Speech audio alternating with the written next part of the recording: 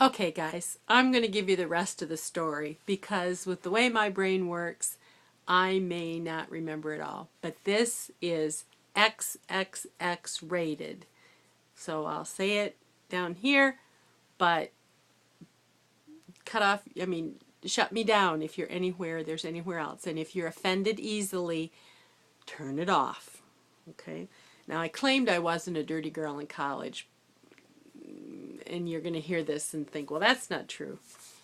So, back in 1975 when I got married, we didn't have VHS beta even in the mainstream.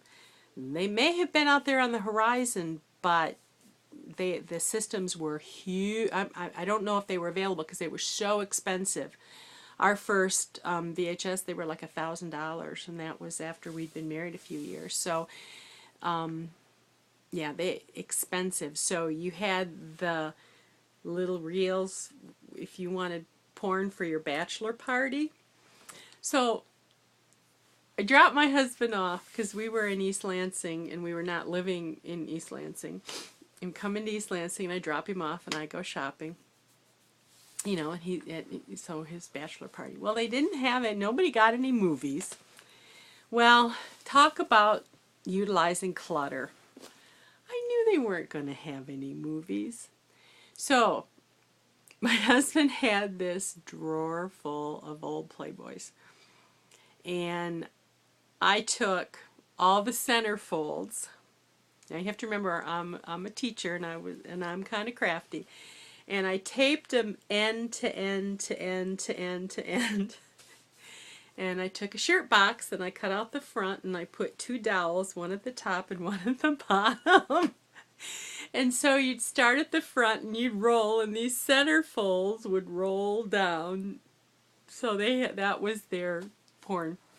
And it was Playboy, so they didn't do beaver shots. I don't know what they do now, but back in those days, they were pretty tasteful.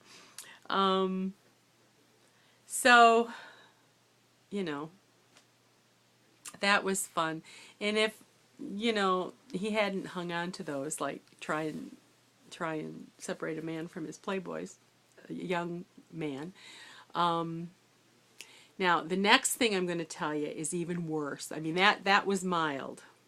This next thing is worse, so please, I don't, if you think I'm a sweet old lady, I am a sweet old lady, but I have an evil streak. When, several years later, my husband had progressed from Playboy to Hustler, and they were a little more graphic. And one of his friends at work and one of the guys he'd gone to law school with was getting married. And, we got all these nerds getting together again. And by that time, there were VHS. And so they probably had some movies. I don't know. But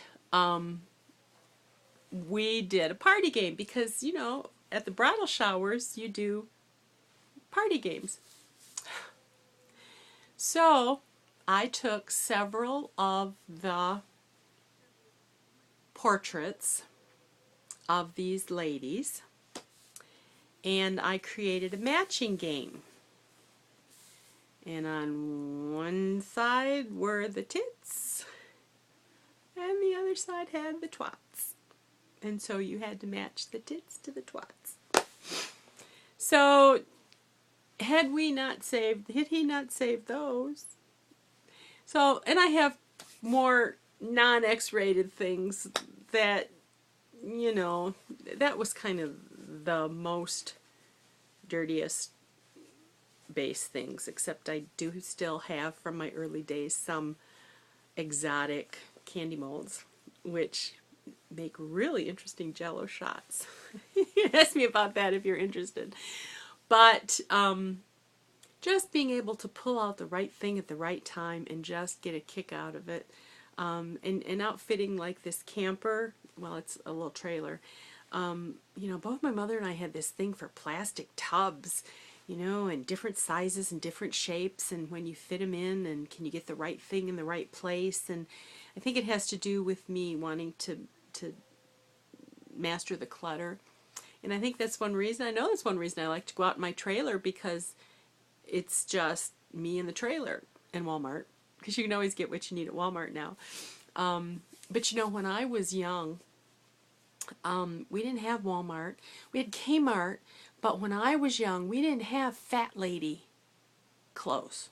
You couldn't run in to any Target. I mean, there weren't Target, but you couldn't run into any mainstream store and buy large size underwear, large size bras, large size pantyhose. You had to like go to a specialty store. So whenever I went anywhere to travel, I felt like I had to take the kitchen sink, because, you know, and plan different bags and different things, because if my luggage got lost, I couldn't go to Walmart. So it's almost like the depression mentality for people who then after become hoarders. Going through that, it really was deprivation, you know, when you think about being fat and not knowing that you were going to have what you need when you got there. We didn't have pantyhose when I was in high school. We had garter belts and nylons, and they didn't make nylons for fat, tall girls. You know, so and the skirts were kind of short, so you were constantly pulling it down, so your geometry teacher didn't make you stand up and adjust your skirt. So I digress. I hope you don't think too badly of me for my X-rated story.